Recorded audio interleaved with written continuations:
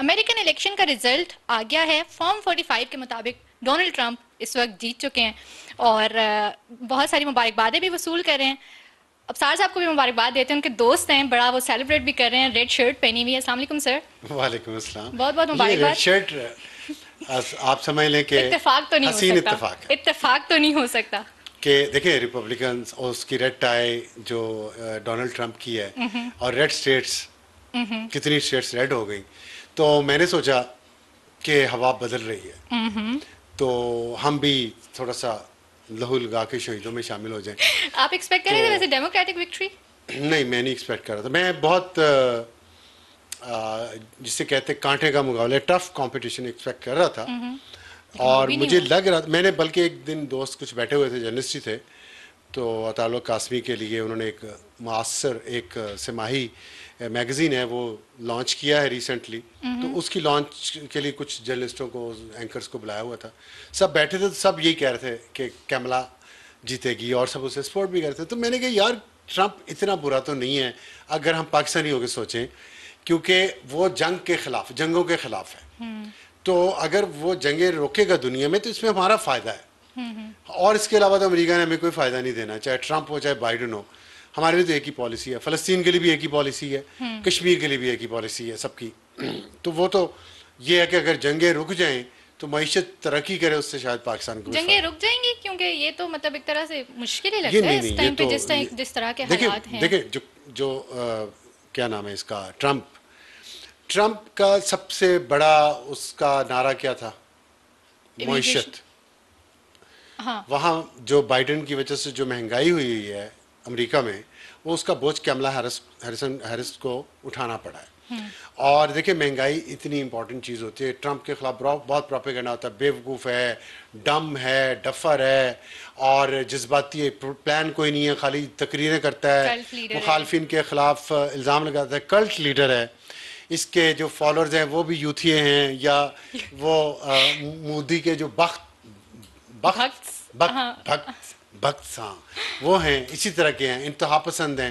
ये सारी बातें ठीक हैं, लेकिन महंगाई जो होती है ना, महंगाई सबसे पहले लोगों को मजबूर करती है अपनी साइड चूज़ करने पे। अभी मैं ओवन जोन्स एक बीबीसी के सीनियर जर्नलिस्ट हैं और पाकिस्तान में ब्यूरो चीफ रह चुके हैं, वो भी न्यूयॉर्क पोस्टेड है। अच्छा। कह रहे मैं न्यूयॉर्क में एक टैक्सी कैब में जब मैं होटल वापस जा रहा था तो उसका ड्राइवर पाकिस्तानी मुसलमान था। अच्छा।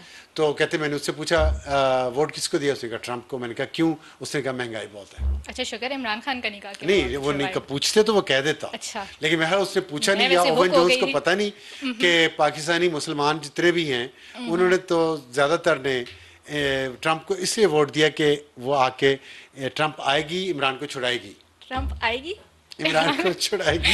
अच्छा, लेकिन ये वाकई ट्रंप आग तो गई है, लेकिन क्या छुड़वाने का भी कोई सिलसिला शुरू हो सकेगा अभी?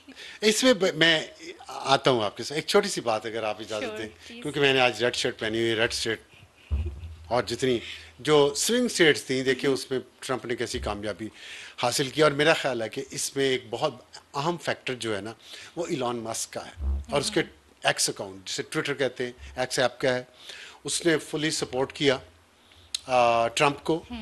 ट्रंप का अकाउंट बहाल किया, ट्रंप ने अपने अकाउंट से लोगों के साथ रब्ता करना शुरू किया, फंड रेजिंग की, मैसेज पहुँचाया। और फिर पता क्या हुआ, फिर इलॉन मस्क 3 हफ्ते पेंसिल्वेनिया में रहा है। पेंसिल्वेनिया स्टेट जो है ये बहुत बड़ी स्टेट है और इसमें 19 इलेक्टोरल वोट्स हैं। 19 इलेक्टोरल वोट्स बहुत ज़्यादा हैं। तो पिछली बार और ट्रंप हार गया था यहाँ से 2016 में, 2020 में भी रिपब्लिकन्स हार गए थे इसमें से। इस दफ़ा रिपब्लिकन जीत गए। वो पेंसिल्वेनिया जीतने से 19 इलेक्टोरल वोट्स जो आए हैं ना, उसने सारी गेम पलटा दी है। और भी 2-3 स्विंग स्टेट में वो जीता है ट्रंप, लेकिन ये इसके वोट्स बहुत थे और ये बहुत मुश्किल स्टेट थी। अब इसमें 3 हफ्ते वो वहाँ बैठा रहा इलॉन मस्क और कैंपेन करता रहा इसके हक में। ट्रंप के $132 मिलियन फंड किया है इलॉन मस्क ने ट्रंप की कैंपेन को। तो अल्लाह ताला ऐसा एक दोस्त अगर इंसान को दे तो इंसान जिंदगी में कामयाब हो सकता है। तो देखें हमारी किस्मत में होता है कि नहीं होता। अच्छा, अब उसका ये नतीजा भी देखें, उसने भी जुआ खेला, बिजनेसमैन है, जुआ खेला उसने और आज सुबह जैसी मार्केट खुली है तो उसके टेस्ला के शेयर्स की प्राइस बहुत ऊपर चली गई है, और कोई मेरा ख्याल है कि मार्केट खुलते ही 32-35 डॉलर पर शेयर उसकी प्राइस ऊपर चली गई है, तो अभी और गेन करेगा। अब आए, आपने कहा कि अच्छी हमारे लिए बिजनेस डील हुई है। ये जाहिर है रिस्क लिया ना उसने, अगर हार जाते तो फिर आप देखते क्या होता। अच्छा, मैं ये आपको कह रहा था कि आपने कहा कि ट्रंप क्या करेगा। मैंने महंगाई की बात कर दी है, उसने मईशत पे फोकस करना सबसे पहले। दूसरा उसका फोकस है जो उनकी जनूबी रियासतों से, जो मैक्सिको के साथ हैं और जो सेंट्रल अमेरिका के साथ हैं, वहाँ से जो इमिग्रेंट्स आ रहे हैं उनको रोकना, और उनको जो इलीगल इमिग्रेंट्स हैं उनको निकालना। ये उसका दूसरा बड़ा चैलेंज है। फिर तीसरा चैलेंज जो है ना उसका, उसने जंगें बंद करवानी है, और सबसे पहली जंग यूक्रेन की है जिसपे उसका फोकस होगा, और फिर इसराइल फ़लस्तीन की, और उसमें ज़ाहिर है इसराइल का तो वो उसे साथ देना है, और फ़लस्तीन के वो मुखालिफ है। नेतन्याहू का सबसे बेस्ट फ्रेंड ट्रंप है। ट्रंप ने उसको चाबी दी थी वाइट हाउस की तोहफे में जब वो पहले सदर था, तो अभी नेतन्याहू ने बड़ा अच्छा गर्मजोशी का पैगाम भेजा है उसके उस पर। तो ये तो उसके चैलेंजेस में हैं। जहाँ तक ये उम्मीदें हैं आपकी और मेरी, मैंने भी रेड शर्ट पहनी हुई है कि ट्रंप आएगी, खान को छुड़ाएगी, तो मेरा ख्याल है कि एक तो ये वक्त से पहले, और जितनी हमारी या जितनी ट्रंप की ख्वाहिश उससे बहुत ज़्यादा है। ऐसे नहीं मुल्कों के ताल्लुकात चलते, और ना ही ऐसे चलेंगे। जो पाकिस्तान ने सेफ गार्ड्स लेने थे अपने निज़ाम को बचाने के लिए और बेहतर करने के लिए, वो ले लिए हैं। और आप देखें टाइमिंग पाकिस्तान में जो कानून साजी हुई है जितनी भी पिछले कुछ दिनों में, उसकी टाइमिंग आप चेक करें कि जब अमेरिका पूरा और अमेरिकन इस्टेब्लिशमेंट या वो लोग जो पाकिस्तान में इंटरफेरेंस कर सकते थे वो वहाँ इंतखाबात में मसरूफ़ थे, उस दौरान पाकिस्तान ने ऐसी कानून साजी की है कि जो ख़ास तौर पे जो सबसे बड़ी पाकिस्तान में तब्दीली होती है, मानना चाहिए, वो आर्मी चीफ की होती है। आर्मी चीफ की एक्सटेंशन के करीब जाके शोर पड़ता है तो एक साल बाद शोर पड़ता, उस समय अमेरिका इंटरफेयर करता तो गेम और हो सकती थी। अब वो मसला ख़त्म हो गया।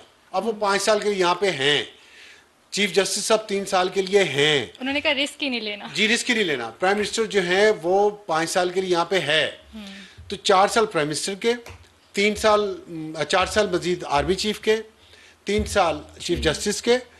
ये जो मेजर आपके प्लेयर्स हैं, जैसे हम कल पिलर्स की डिस्कशन कर रहे थे, दो के पास 4 साल हैं इंश्योर्ड आइन और कानून के मुताबिक। 3 इयर्स 2027 तक है ना, तो 3 इयर्स नहीं बनते किसके?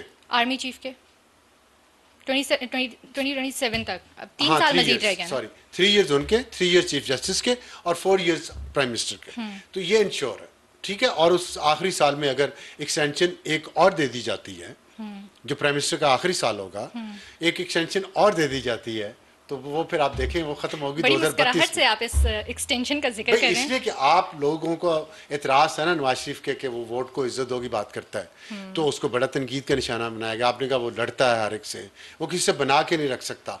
आर्मी चीफ को कोई नहीं कहता था, उसको कहते थे, तो वो पीछे हट गया। शहबाज शरीफ ने तो कभी नहीं कहा वोट को इज्जत दो, उसने कहा काम को इज्जत दो, और वो मुफाहमत के रास्ते पे चलने वाला है।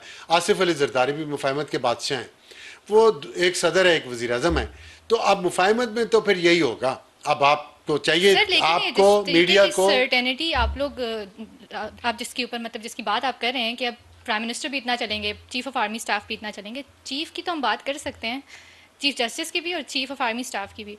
प्राइम मिनिस्टर की गारंटी मुझे नहीं लगता कि अब भी है। नहीं, वो जो माजी का तजर्बा है उसके मुताबिक आपका खतरा या आपका खदशा ठीक है, लेकिन ज़रूरी नहीं है ऐसे। मैं तो आपको बता रहा हूँ ट्रंप के कॉन्टेक्स्ट में, ट्रंप के कॉन्टेक्स्ट में ये क्यों ज़रूरी है ये अपॉइंटमेंट्स दोनों। देखिए, मैंने आपको बताया जुडिशरी और जेएचक्यू और जीएचक्यू इकट्ठे चलते थे, और अगर हुकूमत पे, सियासी हुकूमत पे कोई दबाव डालना है तो ये 2 लीवर थे जिसको वाशिंगटन दबाता था।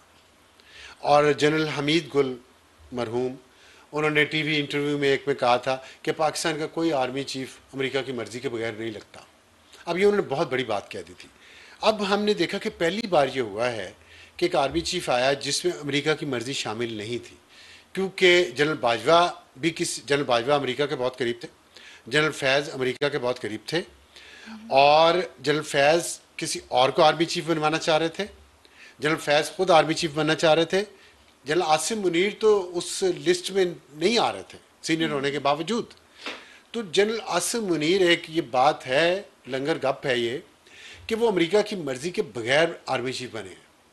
इसलिए जो पीटीआई है और मेरे जैसे जो रिपब्लिकन सपोर्टर अब पीटीआई को भी सपोर्ट किए हुए, ट्रंप आ गया तो अब बेहतर यही है कि पीटीआई को सपोर्ट किया जाए। सर लेकिन वैसे इतने भी खतरनाक हालात नहीं हुए, इधर भी जस्टिस अमीनुद्दीन खान मौजूद हैं, ट्रंप और ट्रंप वाला जो फैक्टर है उसको माइनस करने के लिए, उसको किल करने के लिए। तो मैं आपके तरफ आ रहा हूँ, आप मेरी तरफ आ रही हैं मेरे वाले पॉइंट ऑफ व्यू पे। ये तो उल्टी गंगा बहना शुरू हो गई। तो मैं तो आपको कह चुका हूँ कि जो जो जो डिफेंसिव मैकेनिज्म बनाना था पाकिस्तान ने, पाकिस्तान की एस्टैब्लिशमेंट में बना लिया है ट्रंप के आने से पहले। बाहर वाला फैक्टर अब इतना काउंट होगा या नहीं होगा नहीं, मैं यही इसी तरफ आ रहा हूँ। तो उसमें ये कहा जनरल हमीद गुल ने, तो ये पहले आर्मी चीफ से जो अमेरिका की मर्जी के बगैर आए, और पीटीआई पीटीआई ये समझ रही थी कि 1 साल रह गया, 1 साल के बाद उधर से ट्रंप आ जाएगा, तो 1 साल हमने 2 साल गुजार लिए, तो 1 साल भी गुजार लेंगे, रोज होके गुजार लेंगे, अगला नया आर्मी चीफ आएगा ट्रंप की मर्जी का, और फिर हम दोबारा, याद है उन्होंने कहा दिसंबर में चीजें बदलना शुरू हो जाएंगी, जनवरी में, क्योंकि आना है ना ट्रंप ने, अब हल्फ उठाना। अब हुआ ये है कि वो जो फील्डिंग लगानी थी ना, वो पाकिस्तान ने लगा ली है ट्रंप को काउंटर करने के लिए, और ये मसला ही खत्म कर दिया है कि आर्मी चीफ की तब्दीली अगले साल होनी है। आर्मी चीफ की तब्दीली होनी है 2027 में। उस वक्त तक ट्रंप के भी 3 साल गुजर चुके होंगे और ट्रंप भी अगले इलेक्शन का सोच रहा होगा। तो ये देखें, ये बड़ी 3-3 साल जो है ना सबके बड़े अहम है। और पीटीआई ने शायद अपने कार्ड्स बहुत जल्दी शो कर दिए थे, इसलिए गवर्नमेंट ने अपना ट्रंप कार्ड भी खेल लिया है। उधर से अब ट्रंप फैक्टर भी बिल्कुल तो ट्रंप फैक्टर जो है, मैं ये समझता हूँ उससे उम्मीद खान साहब के मामले में 0 हो जाएगा। तो इसके बावजूद मैंने रेड शर्ट पहन लिया, तो 0 हो जाएगा। उम्मीद ये लगाए रखेंगे तो अच्छा है। एक सियासी जमात आप भी होप दे रहे हैं, मैं देख रही हूं। एक उम्मीद है, सियासी जमात ने जिंदा भी तो रहना है ना। लीडर आप देखें कैसे अवाम को बेवकूफ बनाते हैं। एक बात कहूँ, जो आप हमेशा मुझे कहते हैं कि आप पॉडकास्ट के लिए उम्मीदें दिलाती हैं लोगों को, आज आप उम्मीद दिला रहे हैं पॉडकास्ट के थ्रू। नहीं, मैं उम्मीदें भी दिला रहा हूँ, सच भी साथ साथ बोल रहा हूँ। अच्छा। आपकी तरह मैं सच से यूं करके नहीं गुजर जाता। सच ये सुने मेरा कि लीडर कैसे अवाम को बेवकूफ़ बनाते हैं। एंटी स्टैब्लिशमेंट बना, हम हो गए, हम ये हो गए हैं, हम वो हो गए हैं, बाहर निकल आए, जिहाद है, ये हक और बातिल की जंग है, बच्चों को अपनों को भिजवा दो, हम नहीं आएंगे, आप अपने बच्चों को डी चौक भिजवा दो, हम यहीं बैठे हैं और हमारे बच्चे भी यहीं बैठे हैं। उनमें से एक लीडर सलमान अकरम राजा साहब एंटी स्टैब्लिशमेंट हुए हैं ना, नए ताजे। तो अभी ये जो स्टेटमेंट आया, अभी ये जो जिसको खान साहब अंदर बैठ के जेल में कह रहे हैं एक्सटेंशन माफिया, यही कहा है ना, खुद एक्सटेंशन देते रहे हैं, तो अब कह रहे हैं एक्सटेंशन माफिया। तो उनकी जो लीडरशिप बाहर बैठी हुई है पीटीआई की, और सलमान अकरम राजा साहब तो बड़े मुजाहिद हैं, बड़े एंटी स्टैब्लिशमेंट हैं। सुनिए क्या फरमा रहे हैं, ये जरा आप सुनवा दें। सर्विसेज के चीफ हैं, उनकी मुद्दत में 3 से बढ़ाकर 5 साल का वक्त मुकर्रर किया गया। मैं समझता हूं ये सर्विसेज का, हमारी अफवाज का एक तरह से अंदरूनी मामला है। डिसअपॉइंटमेंट हुई है मुझे ये स्टेटमेंट सुन के। मैं आज सुबह एक दोस्त से भी जिक्र कर रही थी कि सलमान अकरम राजा का ये कहना और उनकी तरफ से ये स्टेटमेंट आना बहुत ज़्यादा डिसअपॉइंटिंग है। डिसअपॉइंटिंग नहीं, चलें हो सकता है आपके लिए डिसअपॉइंटिंग हो, लेकिन मेरा ये ख्याल है कि आपकी और पीटीआई के फॉलोअर्स की आंखें खुल जानी चाहिए कि ये जो लीडरशिप होती है ना, ये अवाम को, ऐसी जो गैर मुखलिस लीडरशिप होती है ना, वो अवाम और उसके बच्चों को बेवकूफ़ बना, जो सड़कों पे लाए लीडर आपको कि ये हक और बातिल की जंग है, ये जिहाद है, बाहर निकलो, कब्जा कर लो, वो लीडर अपना सियासी फ़ायदा करता है। उसको आपके बच्चों के मरने की, आपके मरने की, आपके जेलों में जाने की, आपके बच्चों के जेलों में जाने की कोई फिक्र नहीं होती। उसके पीछे मत चलें। जो आपको सिखाए कि आइन और कानून के जरिए पुरअमन जिद्दोजहद करो, वो आपका लीडर मुखलिस होगा। बस समझ नहीं तो सड़कों पे जो आने वाली आप बात करते हैं, फिर उसके बाद मतलब पीटीआई पुरतशद्दुद एहतजाज का तो नहीं कहती ना, मतलब आपको साथी तो उसके ऊपर नहीं है। ये तो अगेन जिस तरीके से भी चीजें होती हैं, ऐसे ना करें, टू वे होता है ना, जब आपके ऊपर पुलिस की तरफ से वायलेंस होता है, फिर यहाँ से ऐसे में फिर आपको माजी याद करवाऊंगा तो आपने कहना माजी में चले जाते हैं। आपके लीडर ने किस किस को धमकी दी, और आईजी मैं तुम्हें खुद अपने हाथ से फांसी दूंगा, जज ज़ेबा तुम सुन लो, मैं तुम्हें पकड़ लूंगा, वो प्राइम मिनिस्टर हाउस को गले में रस्सा डाल के बाहर निकालेंगे प्राइम मिनिस्टर हाउस से, ये चीजें आप सुन नहीं चुकी? ये लेकिन एहतजाज इससे पार्लियामेंट के मुख्तलिफ अंदर नहीं होता। पार्लियामेंट पे कब्जा किया घुस के, पीटीवी पे कब्जा किया, वहां का सामान तबाह किया, इसमें जिनोजो एसएसपी को यहाँ लिटा के मारा, यहाँ पे डीसी को मारा इस्लामाबाद के, कि नहीं मारा, उसको उठा के यहाँ से ले गए अगवा करके, याद है कि नहीं याद सब कहते चीजें? कि फिर हम पे भी तो वो यही कर रहे थे, तो हम पे देखिए भी तो वायलेंस ना हो ना रहा ना था ना, देखिए, जब काउंटर वायलेंस हो आप फिर आपको एक चीज तय हुई है, यहाँ जब 25 मई को आए हैं तो तय हुआ था कि आप ब्रीच चौक नहीं आएंगे, सुप्रीम कोर्ट का ऑर्डर था ना, सुप्रीम कोर्ट के ऑर्डर को वायलेट करके ये लोग यहाँ तक पहुंचे, क्यों पहुंचे? तो जब आप वायलेट करते हैं, आपको नहीं पता, यहाँ लोग नहीं रहते इस ब्लू एरिया में, यहाँ लोगों का कारोबार है, यहाँ घर है, आप एक लाइन क्रॉस करके आप स्टेट को चैलेंज कर रहे हैं, मुसलसल लोगों पे हमले कर रहे हैं, लोगों की प्रॉपर्टी पे हमले कर रहे हैं, यहाँ एससीओ की कॉन्फ्रेंस हो रही है, आप कह रहे हैं उसी दिन मैंने यहाँ पे एहतजाज करना है, यहाँ कोई फॉरेन डिग्नेटरी आ जाए, चाइनीज़ प्रेसिडेंट आया, वो आपने कहा मैंने नहीं ख़त्म करना, टर्किश प्रेसिडेंट आया, आपने वाइकआउट कर दिया। ये चीज़ें जब आप देखते हैं, रियासत देखती है, तो फिर जाहिर है उसका अंजाम तो यही होना है ना।